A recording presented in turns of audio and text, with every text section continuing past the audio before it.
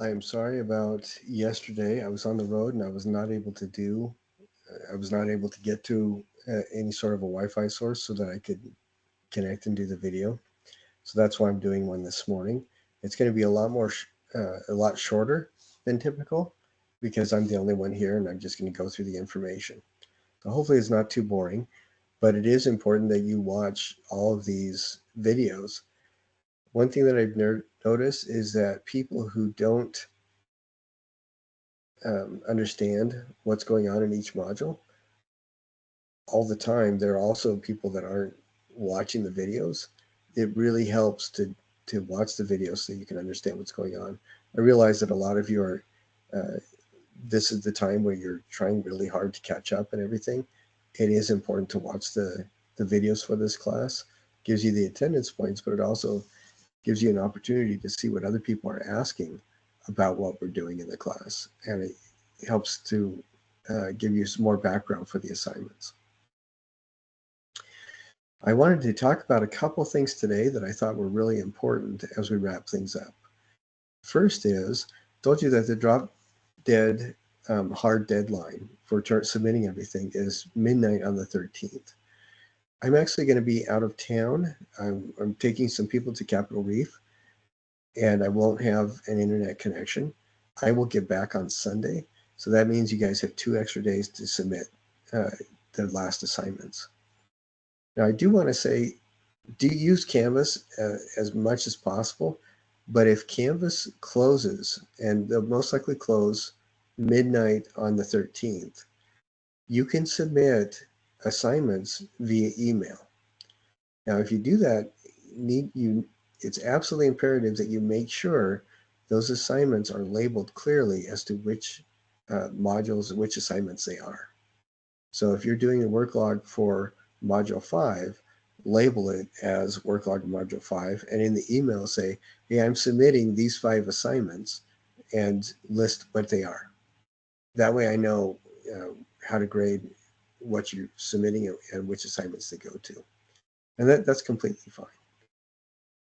If you need more time than the 15th, uh, email me right away, talk to me right away. We'll figure something out. And it may have to be that I submit the grade that's where it's at right now.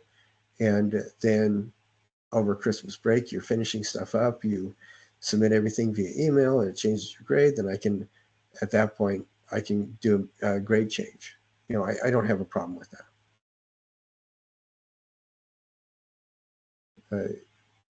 When you, that leads me into something else that is really important to talk about. Several of you have taken advantage of this, and I think it's absolutely wonderful. Since we're online, we don't have any in-class time together. And that kind of talking back and forth that helps us to really hone in on the assignments, get your questions answered, that's all gone because we're not seeing each other. However, that's why I have those comments and stuff. So if you don't get perfect points on an assignment, look at the comments, make the changes, and resubmit. You can resubmit as many times as you need to. I have had students resubmit about 4 times before because they kept getting closer and closer and closer. And then finally on the 4th time, they had nailed all the points. And I have no problem with that, doing that at all. It's helpful to me, and it also makes sure that you get a better grade. I would also recommend making sure if you're not getting points for something, look at the reasons why. Sometimes it's as silly as um, my system doesn't read HEIC files, so resubmit. Or I'm not seeing notices from Canvas when you add comments. So if you're doing something like that, or you see that something hasn't been graded, please email me or text me. And my phone number is in the syllabus. Text me, tell me which course you're in and what your name is, and saying, hey, I've done these things, I've resubmitted, and I don't see, I don't, doesn't look like you've gotten to the grade yet. Would you please make sure that you get that taken care of? Or something polite. We don't want to be jerks to each other. If I haven't graded something, a lot of the times it's going to be either because I have been out of town and I haven't had access to the internet, or uh, it's one of those examples. If you submit directly from your phone, the default settings are HEIC file, which my system can't pick up. And it also, if you submit directly from your phone, it also requires for me permission to view the files. And I'm so I can't grade that until I actually get the real files. Um, and I think that is almost exclusively from mobile devices. I'm not entirely sure. So when you submit, again, don't do the permission lock and make sure it's in one of the supported file types, because otherwise it can't read it. And I've had people turn around and resubmit as quickly as 2 minutes before. I think one of the record holders is in this class where, as I was looking at, well, I was sitting down and I just finished grading that assignment. I went back to my home screen and refreshed, and she had already resubmitted. So, sometimes it's that fast. And it's usually something silly like that. The things I wanted to talk about today are I wanted to show a critique that somebody had done. There's only a few people have critiques left to do. Please do them as quickly as possible, peer and self critiques. And I wanted to go over that and to talk about that critique. Then you also have a PowerPoint video submission that I wanted to look over. And then I wanted to look at the biomorphic abstraction revisited. I'm sorry, the Mighty Voltron completed one. The last sculpture for this class, you need to apply the color stuff that you learned about and the texture stuff you learned about. And a lot of these sculptures are looking really very good, but they don't have a lot of color and texture to them. And so the grade isn't really high. If that's the case, and you've only spent 3 hours on it, or 2 hours as some people have, go back, spend at least 4 or 5 hours on it. You need to add as much color and as much texture as you possibly can. When you're done doing it, step away for an hour, come back, and add more. The point of this is to make something that just explodes color and texture and really demonstrates that you went through and learned that. So after looking at the critique video and after looking at the PowerPoint video, we're going to look at each of those submissions of the sculptures, and I'll talk about each one. Excuse me, my throat is really dry. I just got back from visiting in Salt Lake, and I'm back in St. George. My throat is really dry, and I've been tested. I don't have COVID, so you're not going to catch it through the screen. But if I cough or make weird noises, that's why. Excuse me.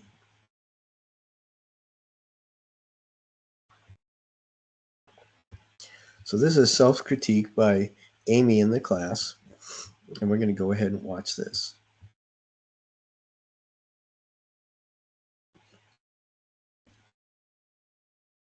Hi, I'm Amy Jensen. I'll be doing a self-review. These are texture and color cubes created by Amy Jensen in 2024 for a module focused on the impact of color and texture. Depicted here are two cubes set side by side. Each cube has 6 different sides. As you can see, there are 2 different pictures. There are 3 sides depicted on each picture. So all 6 sides are shown. One block focuses on texture and the other focuses on color to add visual interest. Both are non-objective works. The block with texture uses a few different materials, including twine, rolled paper, rocks, hot glue, as well as paper cutouts to structurally change the face of the cardboard and add variability and definition to what had been a previously flat surface.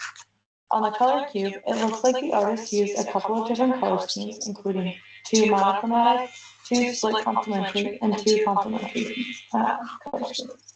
Using different cuts, gluing pieces down, and implementing other paper techniques such as weaving the colors together, these colors are distributed from surface to surface and add variability to their work. Analyze. Visually, the texture cube offers weight to the work, however they vary from side to side. The side of the cube with glue and rocks have a heavier visual weight than the side showing the paper or the woven twine. They are set on different sides in order to demonstrate balance and help the viewer observe the work in a steady flow. On the color cube, the variability of the color scheme also adds visual weight. The monochromatic orange color visually weighs more on the darker orange side than it does on the lighter, creamier side.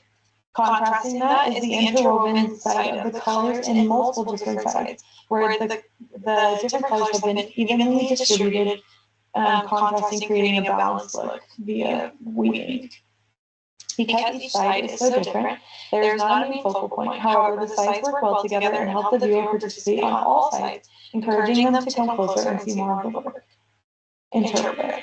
I'm a very visual person, a very textural person, and as a result, these are both something I want to reach out and touch. The side with the hot glues and the rock side particularly offer more visual interest to me, as that's something that I could tangibly feel. However, texture was used in this work also for the viewer's eye to follow, as demonstrated in the spiral and the woven twine side. That is reiterated again in the color cube when we look at how the artist wove together different colors, creating some variability without predictability. Despite the inconsistency, the work is balanced and supports the viewer as they look at all different sides of the cube. On the texture cube, it seems that the material largely focused on a more natural look, so it lent to a more organic style.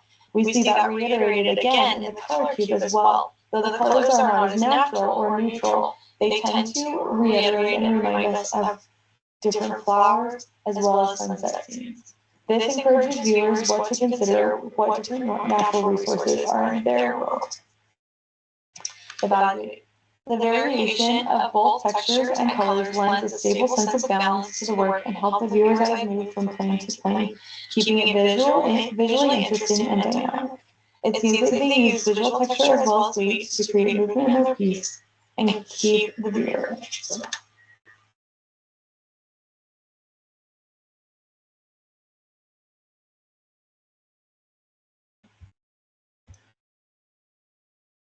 There's a couple things that really impressed me about this. This was a self-critique. And the first thing is, Amy was really, really, really good at separating herself out of what she was critiquing.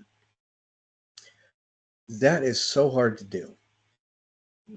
We are always our own worst critiques, and if we have an opportunity to find fault in anybody, it will be finding fault in our own work. And what I appreciated is that she stepped back, she wrote things out so that she could stay emotionally disconnected. And then she went through and processed. She went through each of the 4 steps. She didn't announce which step it was that she was on, and that's perfectly fine. But it was obvious that she went through each of the 4 steps. And it was really good to hear that kind of clinical disconnection, so that she could really describe the cubes for what they were and not what they meant to the artist. So that was really nicely done. And I liked how she talked about the different color schemes, how she talked about making the different textures. But again, that was from the point of view of an outsider. She wasn't saying, I made this way. So we didn't get a glimpse of any of that hidden information that's colored heavily by self-judgment. So that was an excellent example. For those who still need to do peer and self-critiques, again, go to the discussions in the class and find an image of somebody else's work to critique, and it can be any of the things done by somebody else in this class for this semester. And for your own, it's a screenshot of an image of one of your own pieces that you made for this class this semester. Remember that the 4 tools of artistic critique are: first, describe; Second, analyze.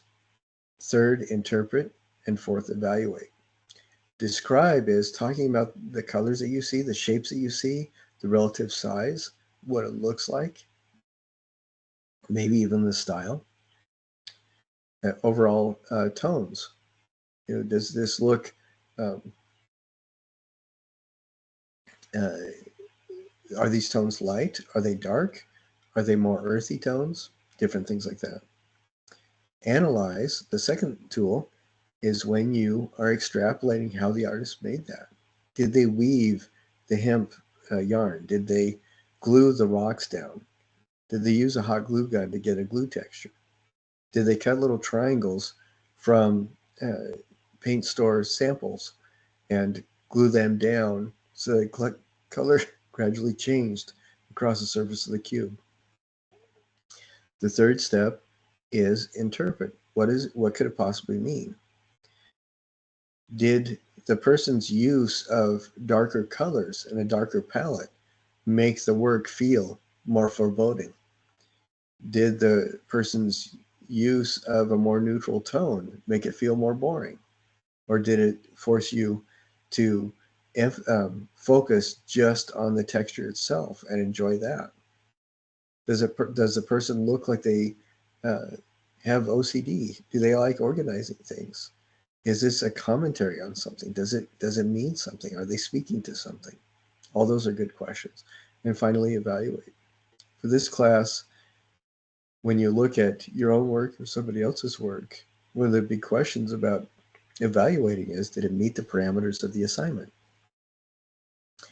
If the assignment is to carve something out of foam and the submission is just a block of foam, then it doesn't do a very good job.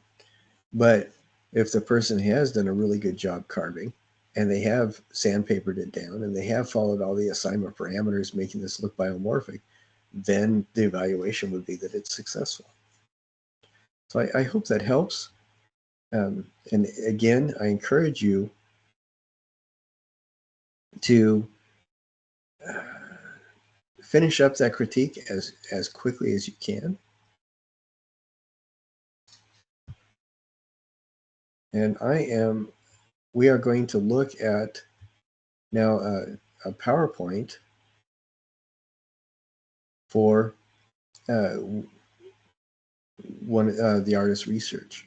This is on Dohosa, excuse me, and we will go through and just watch this PowerPoint. So if you still have that to do, this is a good example of what to do, and all these again are going to be posted on our YouTube channel.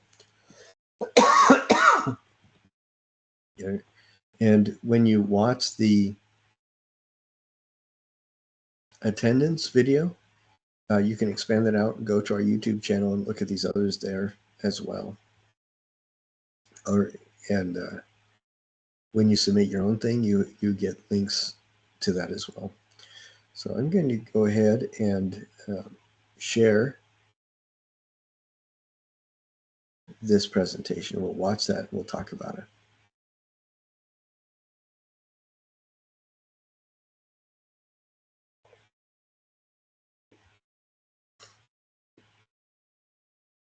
So this is Ashton's presentation on Dohosa.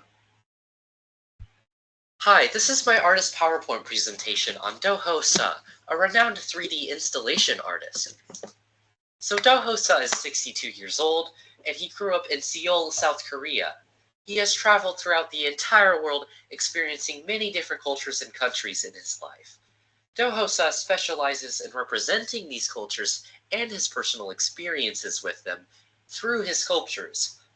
Of these is one of his most famous rubbing/loving project, Seoul Home, as we can see on the right. It is a life-size recreation of his childhood home made from graphite on paper and aluminum, and I think his subject matter, what he chooses to make, is really interesting. He allows himself to share his personal experiences with his audience and help them feel the same feelings he felt, to a degree, using art. Now, as I said, he is an installation artist, focusing on having the audience experience his work up close and personal. Dohosa himself says this is to help share his personal experience and feelings as accurate as he can.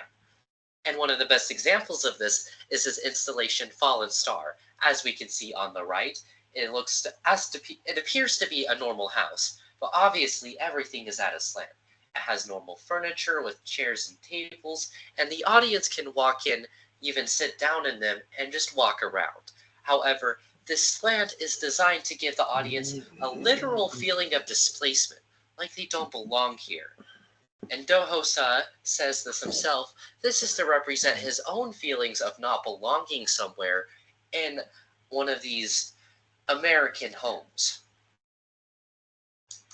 So Dohosa uses a multitude of materials. His most famous works are transparent installations made from fabric, like this tracing timepiece, as we can see on the bottom, where you're allowed to walk in and out and experience the work all around.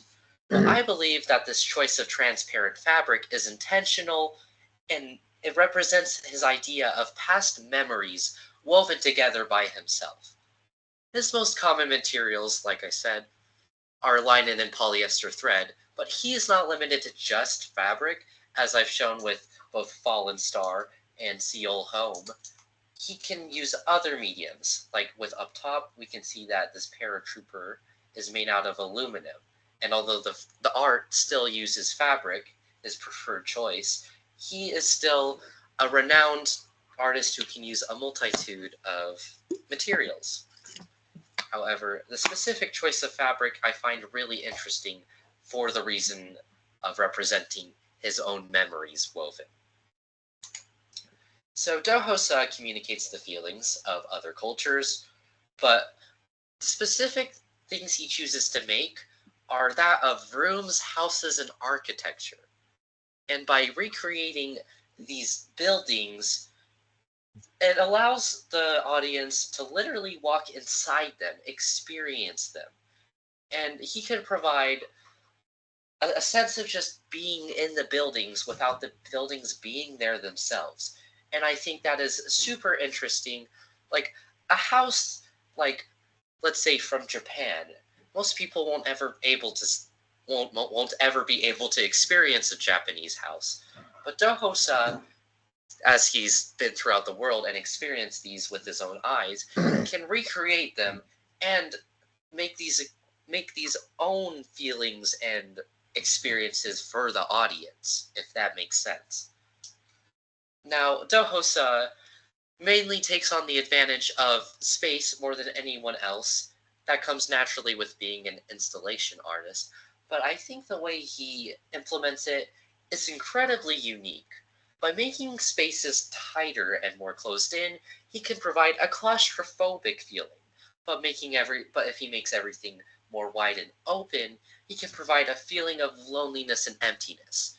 Now, as most of his works are him recreating rooms and buildings, he can choose to implement the size and the placements of all of his rooms to give varying levels of feelings. And obviously, like, feelings are different for each person, and I think that's on purpose because a person can have different feelings toward this piece of art compared to Dohosa, where he probably felt closed and in this narrow hallway, even a bit claustrophobic. And, well, these are my sources, but that's the end of my presentation.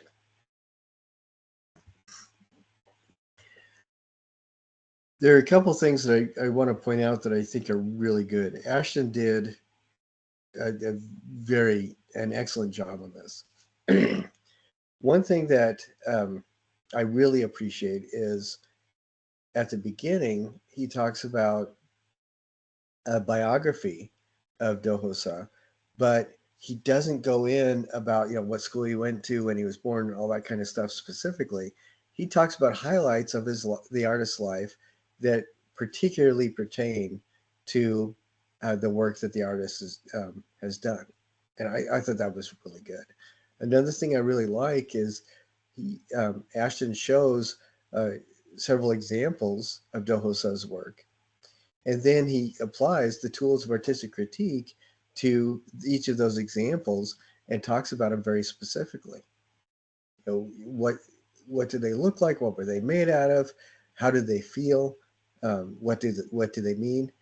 So he did a really good job on that. Ashton did, and then the very end, Ashton applied the tools of artistic critique to the body of work as a whole and talks about it. So this was really, really well done. So excellent work.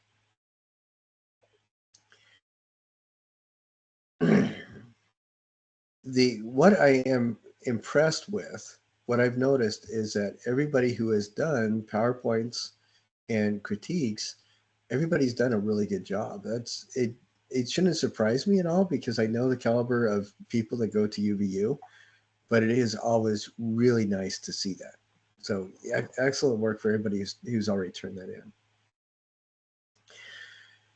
Now, one thing I want to mention is 2 days ago, everything that had been turned in was graded. I am still grading and everything. As soon as I got back into town, I started grading again. By tonight, I hope to have everything that has been turned in today graded as well. And as people get stuff done, turned in, give me a day to grade it. If you don't see me grading it within a day, email me and remind me and say, hey, I did turn this in case you didn't see it. I do want to mention that for comments, like a few of the grades, I've made a comment like, you sent the picture in, that's great. Let me know as soon as you write your 3 responses. I don't see the comments like I do emails. If I'm not responding to that or you haven't seen your grade change after you turn the comment in, please, you can text me and say, this is so and so from your 11:30 class,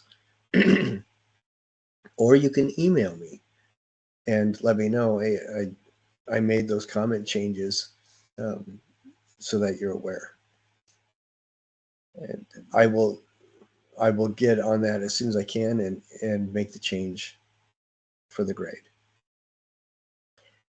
As we go through the next week and a half, and as the semester closes, do the very best you can. I don't want this class to be a stress to you. It is important to get the stuff turned in.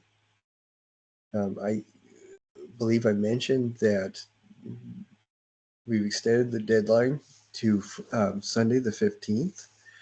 And if Canvas is not allowing you to turn things in, you can email the submissions to me as long as you clearly label the submissions as to which assignments they go to. And in the body of the email itself, let me know what you're sending. I want you, my job is not to give you a bad grade. My job is to do everything possible to make sure that you succeed. And I want you to succeed and do this fabulously well. So if your grade is not where you want it to be, or if you think you might need some more time or you're struggling with different things, please email me and let me know what's going on. Now, the last thing I wanted to talk about is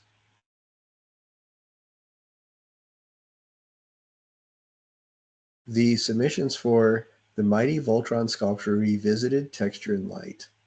This is really an important piece. This is the final thing for the class. And even though there are several really, really nice ones that have been turned in, they did not get the grade that in any other circumstance they would have received because of the parameters for this assignment. This assignment is to look at the work that you did, the things you learned from the color tiles, from the texture tiles, and then apply them, those things that you learned, to your biomorphic sculpture. And we're going to do a screen share, and I'm going to go through and talk about each of these ones that have been turned in.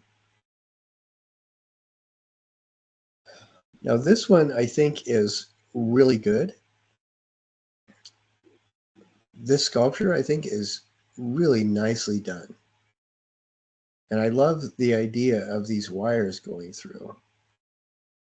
However, and I think that the painting scheme, the color scheme is really good. However, one of the requirements for this is to apply a lot of texture. So this is an example of something that I mentioned last week, where you do it, step away, then come back and work on it more. This texture is beautiful with the wire through here. For this assignment, to get all the points, this person needs to demonstrate that they really are applying the things they learned about color and texture. I think the color is there, but the texture needs to be applied. This is a really good start.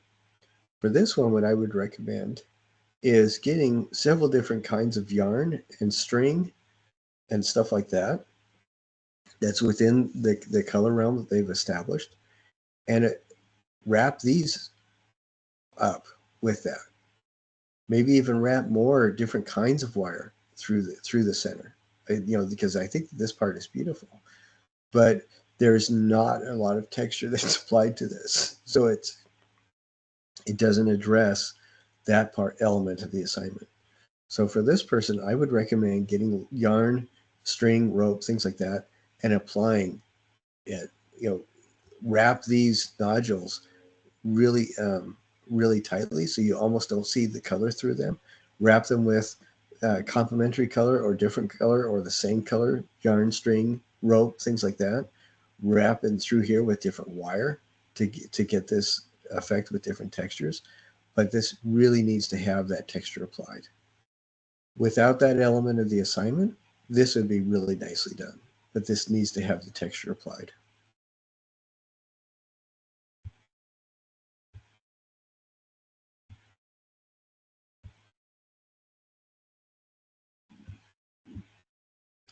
This one I think is really nicely done, and this is the kind of thing that I'm talking about.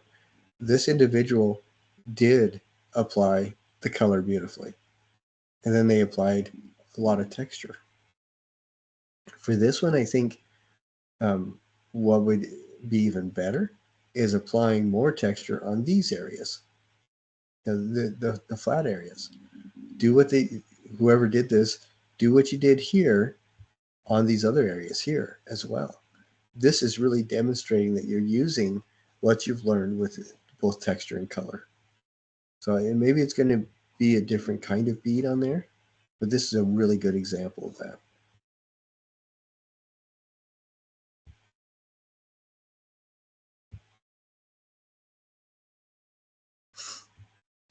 This sculpture I think is absolutely beautiful. It reminds me very much of a couple of the artists that we looked at. And I think that this does a beautiful job addressing the color element. And I love the visual texture of the base, but this does not address the textural component at all. So for this person, what I would recommend is document this and keep it, but this really needs to have texture applied. And what kinds of things would that look like? Well, that may look like making scales that are in this color and applying scales to some of these areas. It may be that this needs to be wrapped with different kinds of yarn, kind of like Judith Scott, what she did, using yarn to wrap it. Or it may be that sprinkles, cake sprinkles, might be an interesting texture for this. But I think that this is an example where it's an absolutely beautiful sculpture, but it doesn't quite get the parameters. So this one really needs to have the texture applied to it, and then it will be perfect. Well, by perfect, I mean whole or complete. It will be a complete manifestation and realization of the image, of the intent of the assignment. Now, this is a good example of what I was talking about, where the full assignment requires 3 responses as well. And I don't see the image on this, so I can't share that with you. But, well, let's see. I'm going to try to open it, see if we can see it. Okay. we can see it. I'm going to switch screens and share this with you.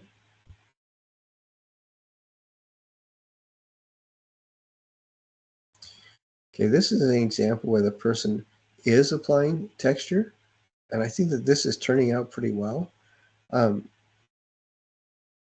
I really like how the color scheme is. The only thing that's disappointing is that we don't see the sculpture underneath at all. And this is, I think, a good time to talk about, we need to apply a lot of texture, but if it's just a pile of texture and you don't see any of the sculpture, then that's going a little bit overboard. But I think this person is on the right track. What I would recommend for this person is just take off a 2-inch strip of the texture all the way around in a ribbon. So, following my pointer up right here, wrap around the back, and maybe come over here again.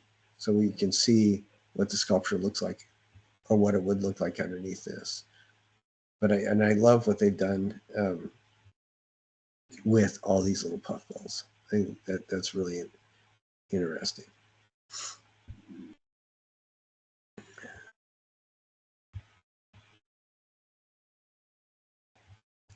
But as I said before, this is a good example of, they haven't put those 3 comments in yet. As soon as they do, they can email me and say, hey, I put those 3 comments in. Don't email me through the assignment, because if I'm not getting comments from the assignments, I'm not going to get your email through the discussion. Okay?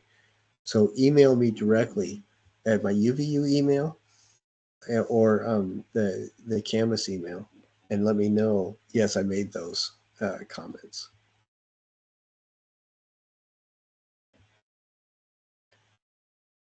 This one, I hope you can see this one. I think that this is a really good use of color and texture. It's going in the right way, where the person they painted their whole thing white, and they applied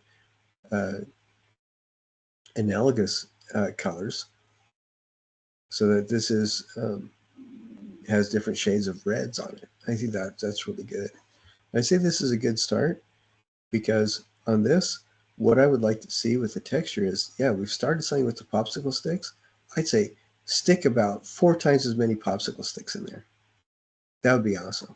And with the marker, I love this visual texture that's going. With the marker, go over it and do this about 4 more times, so that you build up that visual texture a lot. Because this is interesting enough that I think it deserves a lot more attention. I think this is a good passageway through here. With these buttons, this is a really good start. With the buttons, I would fill in all those white spaces too, almost all the way, so that we just have a big patch of buttons on it, and you just see a little bit of white in between. And with this, it looks like crochet thread, I would wrap enough on there so you just see the crochet thread with just slivers of white going through. So I think this is a really good example of where things are going. It's going in a really good direction.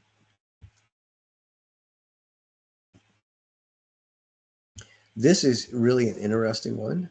I think that this is a good start, but this only shows one texture. It's only one type of paper. For this, what I would recommend, they're looking like they're doing a complementary color scheme. I would say leave it like this, and use yarn and string that has to do with these color schemes, and wrap areas of it really tight, so it starts looking like the Judith Scott type wrapping. And don't change the shape dramatically, but like in this area, use the yarn to wrap this all really tightly, with just a couple areas that you can peek through and see the paper. And then use a completely different texture and color, and do the same thing right here and over here, because that will bring in the texture.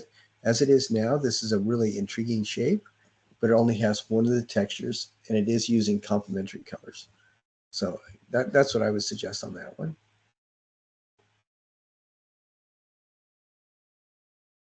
This, I think, is a really good example of the kind of thing that I'm talking about. This person is, I'm going to say tetratic for the color scheme, but I love what they've done.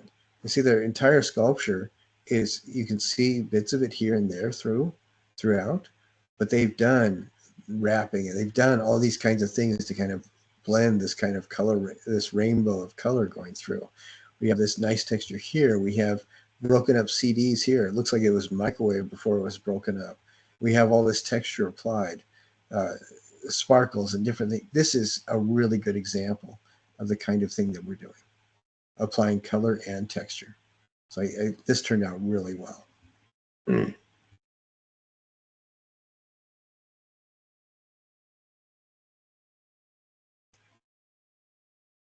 I think this is looking really good too.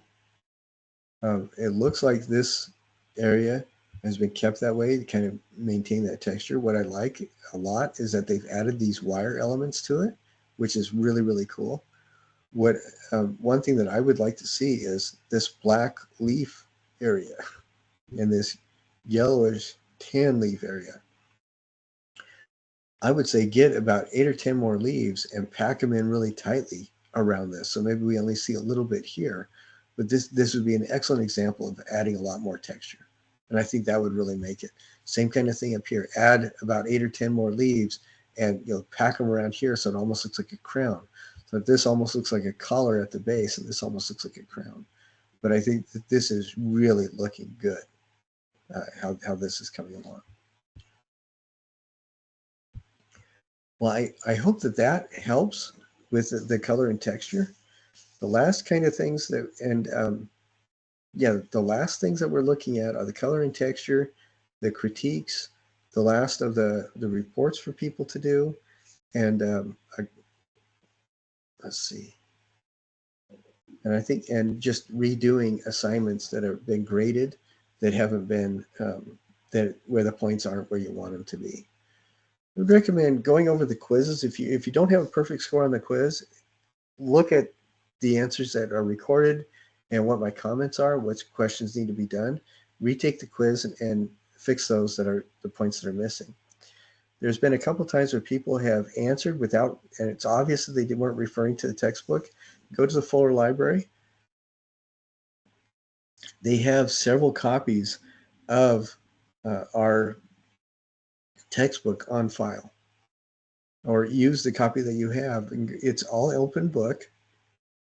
Go through, and getting a perfect score on the quizzes is a really good way to improve your grade, because you can take the quizzes as many times as you need to get that perfect score.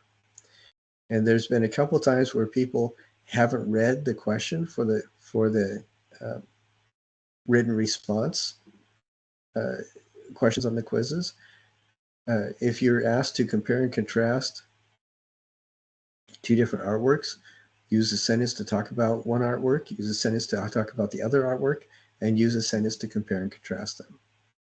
A couple of the quizzes that I've graded the last few days, people have, it looked like they saw the question, they said, and then they completely ignored it. They didn't read it, or they didn't read it through while really paying attention to what it was asking. And make sure that you are referencing the actual textbook, because more often than not, when people miss points on the quiz, it's because they aren't referring to the textbook. They're looking online or something like that. Remember that first quiz, it says, what's the simplest definition of a line? The simplest definition of a line is a mark that is significantly longer than it is wide. And that is the definition that's from the textbook, and that is the correct definition for the quiz. But you will find other definitions online that are not right. You're not going to get the points if you use that.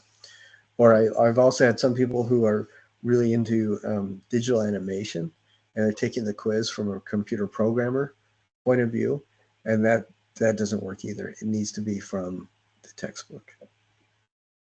So again, look through. If your points aren't where you want them to be, do the resubmission, or go through and submit all those assignments that you haven't submitted yet, and get that taken care of. That's a good way to increase points. Watch all the videos, do the attendance thing. Now, the last thing I wanted to talk about is the final. On Sunday, Well, there's a couple elements. One is the SRI component. Everybody should have their email from UVU saying, do your student ratings assessments. Need to do that. And then you share with me a screenshot of your receipt for your SRI completion for this course.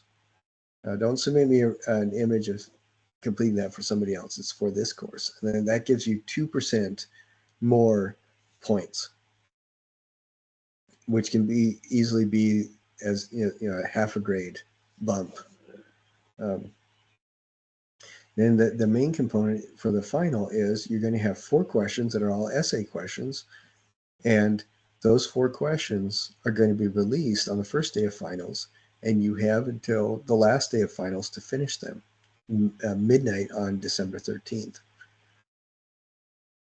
I'll be grading these throughout the week, so if you miss anything, you have a chance to go back and correct it and resubmit. If you do not do the final, the department mandate is you can lose up to a full grade off your grade for this class. Make sure you do the final. I am required to give a final. It is not a test final. There are 4 essay questions. You need to do them. Make sure that you meet the minimum length requirement, the minimum word count, and submit them and get those to me as soon as you possibly can. Again, the final is not hard.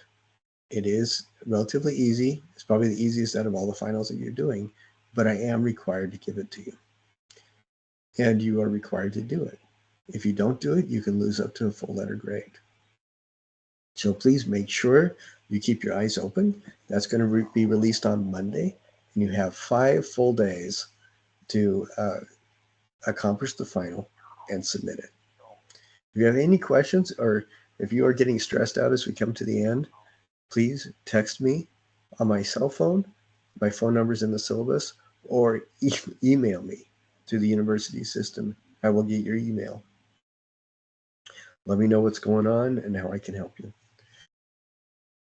And resubmit the changes that are required to resubmit. Thank you so much for spending time with me today. I know this is a lot shorter than normal, and I hope that doesn't hurt anybody's feelings, but I hope you have a wonderful week and weekend, and good luck getting everything done for all your finals for the close of the semester. It has been such a pleasure to have you in my class and to see the wonderful work that everybody is producing. Thank you so much, and I hope you have a wonderful week.